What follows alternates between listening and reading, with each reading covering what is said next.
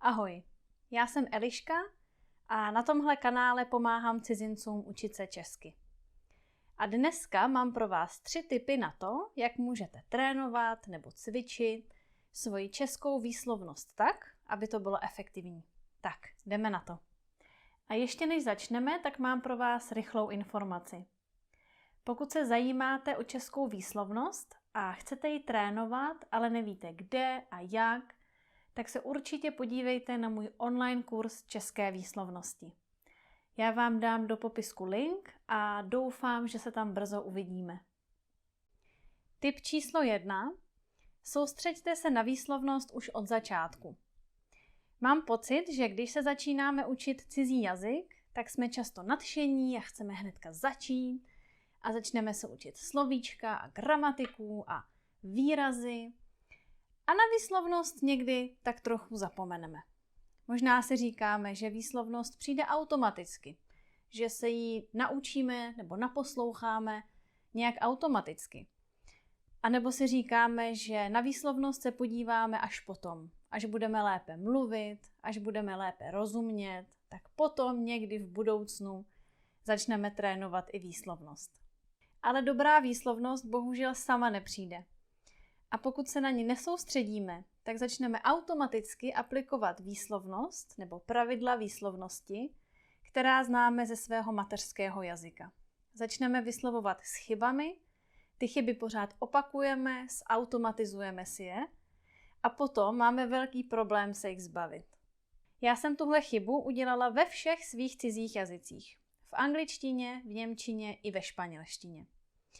Vždycky jsem se začala učit cizí jazyk a byla jsem nadšená a chtěla jsem se učit gramatiku a slovíčka a chtěla jsem co nejrychleji mluvit a komunikovat. A na výslovnost jsem vůbec nemyslela. Ani mě nenapadlo, že bych mohla trénovat výslovnost. Ale bohužel jsem si zafixovala hodně chyb a teď mě stojí mnoho času a úsilí se těch chyb zbavit. Takže nebuďte jako já, nedělejte tu stejnou chybu. A pokud s češtinou teprve začínáte, tak se opravdu soustřeďte i na výslovnost už od začátku. A s tím souvisí i tip číslo 2.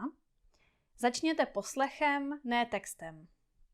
Když se začínáme učit cizí jazyk jako dospělí lidé, tak často automaticky začínáme pracovat s textem. Hnedka na první hodině začínáme pracovat s textem. Hledáme si slovíčka ve slovníku, vidíme text. Koupíme si nějakou knihu nebo učebnici a tam vidíme texty a dialogy. Píšeme si slovíčka do sešitů nebo do aplikace a všechno máme spojené s textem nebo s tím vizuálním věmem. Ale bohužel text je problematický, protože už ho známe z našeho mateřského jazyka. Někdy může něco vizuálně v textu vypadat identicky ve 2 různých jazycích, ale výslovnost je úplně jiná. Dobrý příklad je třeba tohle písmeno. V angličtině ho najdete ve slovech jako go nebo snow. A je to jedno písmeno, jeden znak, ale vlastně 2 zvuky. O. Ale v češtině je to jasný, izolovaný, ostrý zvuk O.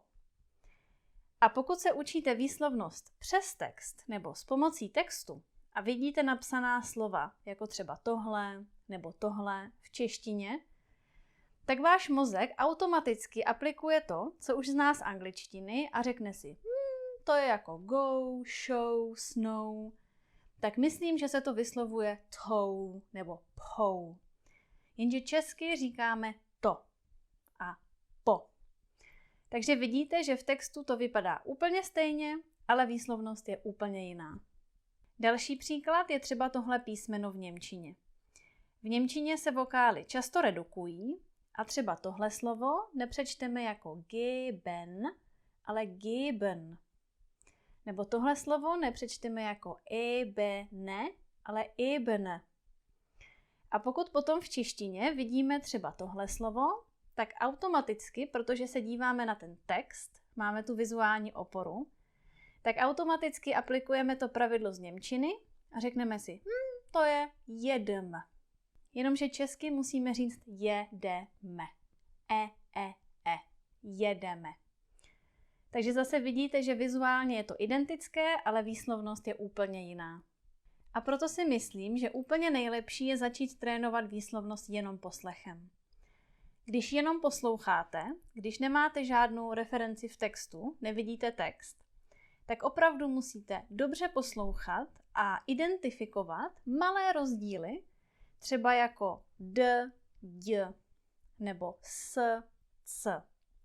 A teprve, když to dobře slyšíte a dokážete to taky zopakovat, tak teprve potom se můžete podívat na tu grafickou podobu.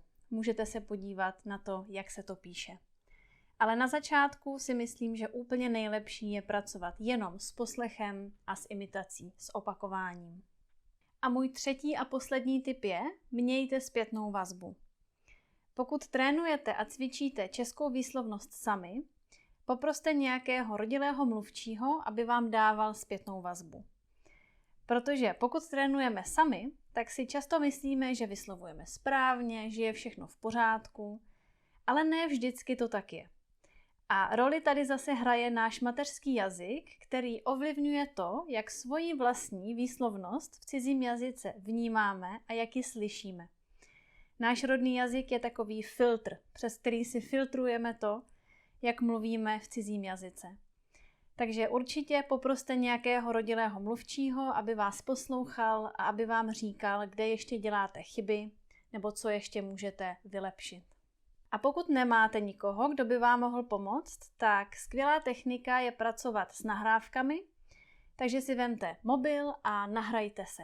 Nahrajte se, jak mluvíte česky, nebo jak čtete, jak vyslovujete v češtině.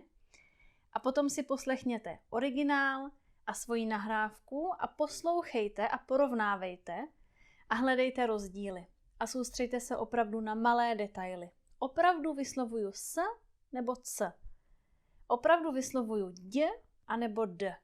A udělejte si takovou malou analýzu, která vám pomůže se zlepšovat. Takže ještě jednou, učte se výslovnost už od začátku, začněte s poslechem a ne s textem a mějte zpětnou vazbu. A pokud se začínáte učit česky a chcete trénovat svoji českou výslovnost a chcete ji cvičit už od začátku správně, tak se určitě podívejte na můj online kurz české výslovnosti. Já vám dám link dolů do popisku. A nakonec dejte mi vědět v komentářích, jak se českou výslovnost učíte vy. Jestli máte nějaké tipy nebo rady pro ostatní, nějaké techniky, které vám fungovaly. A napište mi taky, co je pro vás v české výslovnosti to úplně nejtěžší. S čím v české výslovnosti nejvíc bojujete. Já jsem moc zvědavá na vaše komentáře. Tak to je všechno, mějte se zatím moc hezky. Ahoj.